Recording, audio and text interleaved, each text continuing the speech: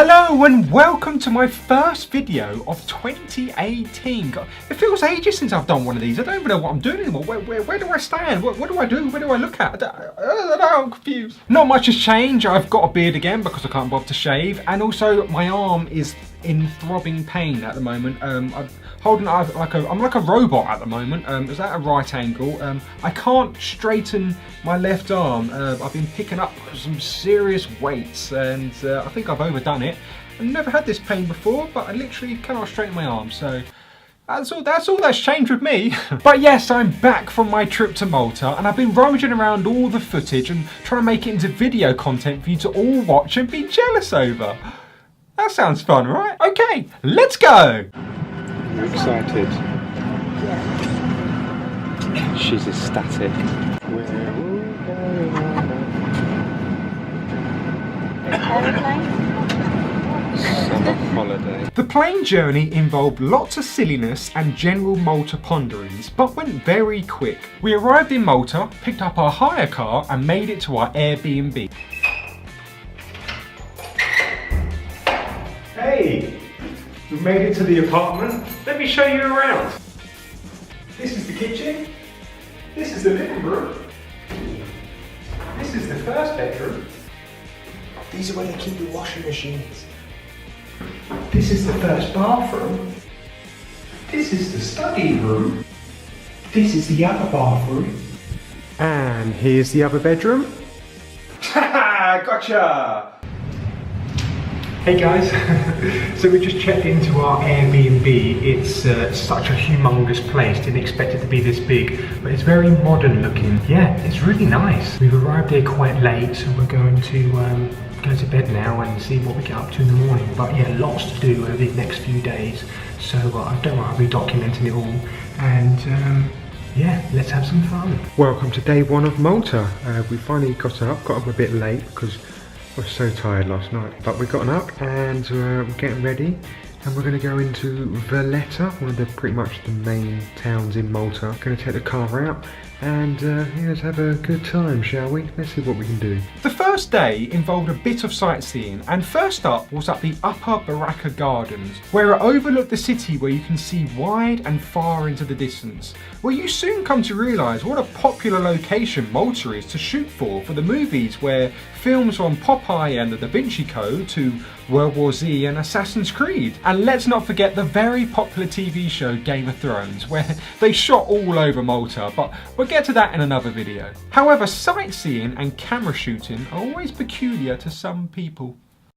Along the crazy view are these replica cannons, which as a collection are called the saluting battery. They're mainly used for firing ceremonial gun salutes and signals, but it also saw military use typically during World War II, until the guns were removed by the British in 1954. It was restored and opened to the public in the early 21st century, and it's now equipped with 8 working replicas which fire gun signals daily. We never got to see it in person, unfortunately, but if you like your cannons, then this is what it would have looked like. The gardens contain these beautiful terraced arches that did once in fact used to be roofed, but it's mainly in recognition of the fallen soldiers during the wars that happened in Malta, and in recognition of this there are several plaques on the walls paying tribute to them for their honour. It's also a nice place for taking pictures too.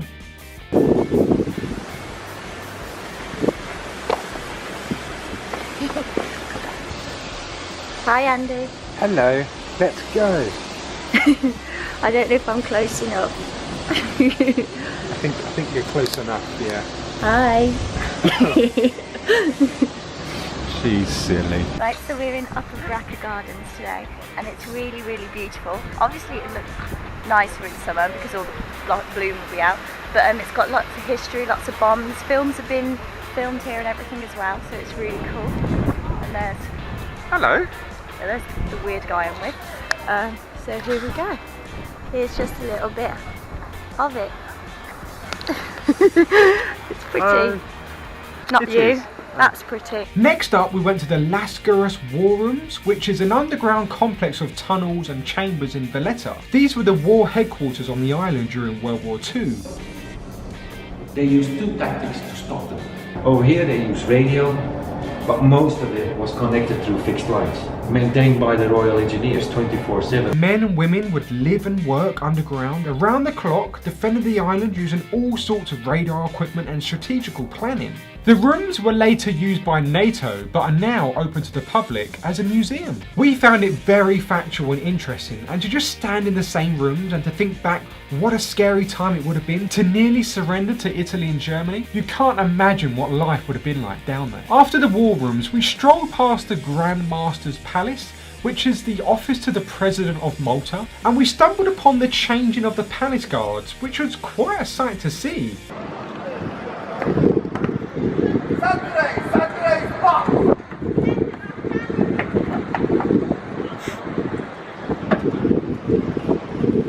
Reminded me of Buckingham Palace, most probably of its connections to England, as King George VI gave the people of Malta the George Cross Award during the Battle of World War II. We're now going to go on a train ride through Malta, about 30 minutes long. Looking forward to it, Rebecca? Yeah. Yep, that was all it was. We're going to go through all the streets and yeah, we'll see how beautiful it looks. Let's have a look.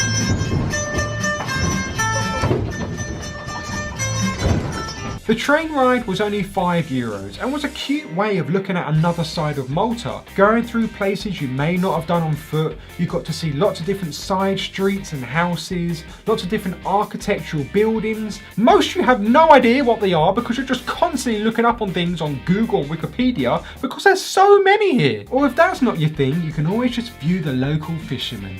Ah, look at him, having the time of his life. But Valetta does have lots of shops, so you won't be disappointed buying something here. We then finished the first day finding this random building. Oh. Great shots though. Today we have come to St. Peter's Pool. We've kind of driven and walking off the offbeat track here. It's kind of a little bit of trekking along this little route, but the views are pretty spectacular though. I do like these kind of off the beaten track kind of look and vibes, kind of get away from the town. There's a lot more just peaceful really, and just take in the scenery, just kind of capturing what the country is all about. It's really tempting just to jump in here, but I'm pretty sure it's going to be freezing. Walking down a little bit more to the edge, you can see how many people have actually wrote their names and messages. I know that water reacts to the limescale and makes it mushy, but you can't exactly push it now, so don't know how many years this has been here. Tupac, The Game, Obama, it can't be that long ago then. Shaggy, even The Weeknd has been here. This cannot, literally not be that long ago. Run DMC, Jimi Hendrix. Who did these? Because they're all the same handwriting, so this must be by the same person. It's just bizarre. We strolled around St. Peter's Pool for quite a while, as it really was a lovely place to look at. All the different rock formations, ridges and crevices, you could look at it all day. It even helped that we were the only ones there, so we had it all to ourselves. I really want to climb it. Should I?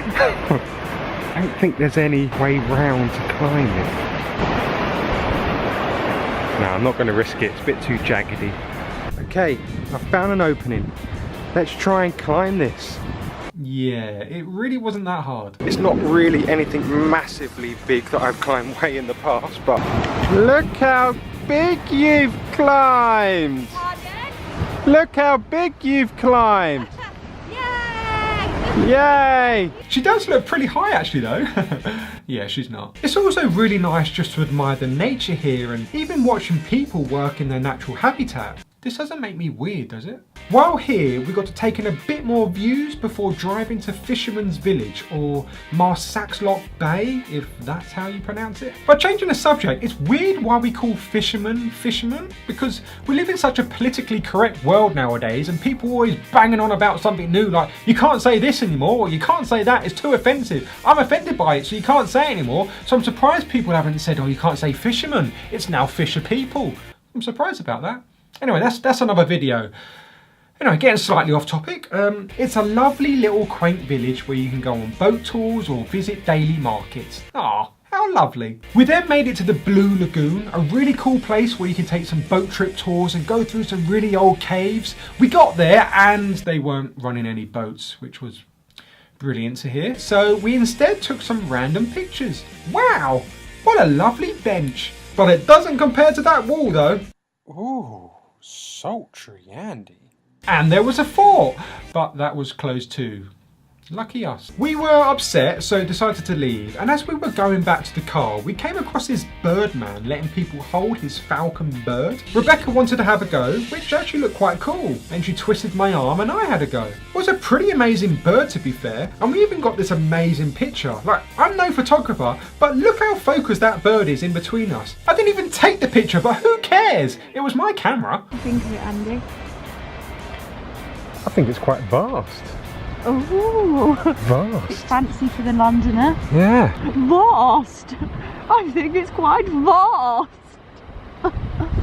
Oh, Andy, what do I think of the Blue Grotto? We then decided to take a trip to see some temples, and not just any temples. The Hagar Qim and Menadra temples, of course.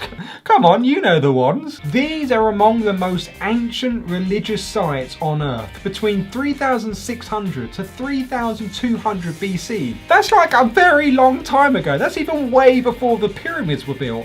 I thought that was quite fascinating. You get a brief history lesson of how the temples were made, which was a type of limestone which over the years has deteriorated the temples, but a lot of restoration work has taken place. You get to walk inside them and really appreciate the architecture, and you just think to yourself, how the hell did they build this with pretty much no tools back in those days? And to this day, no one really knows why these temples were built.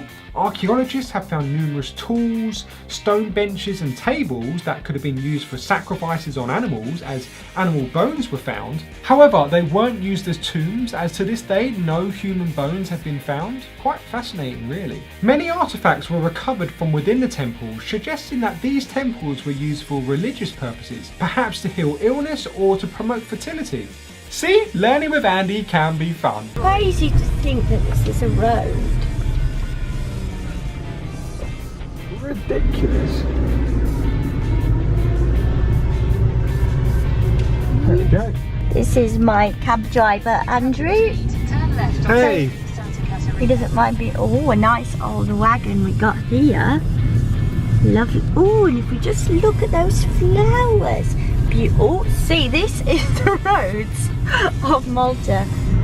How tight they are. Mental. So where are we going to now, Andrew? Do you want the English accent or the Maltese accent? Where are we going? We are going to Seguri. And what did you previously say? Seguri. It was like this. Taking ages. So yeah, we're going to Seguri, which is definitely the wrong pronunciation because Andy said it. And well, we all know what he's like.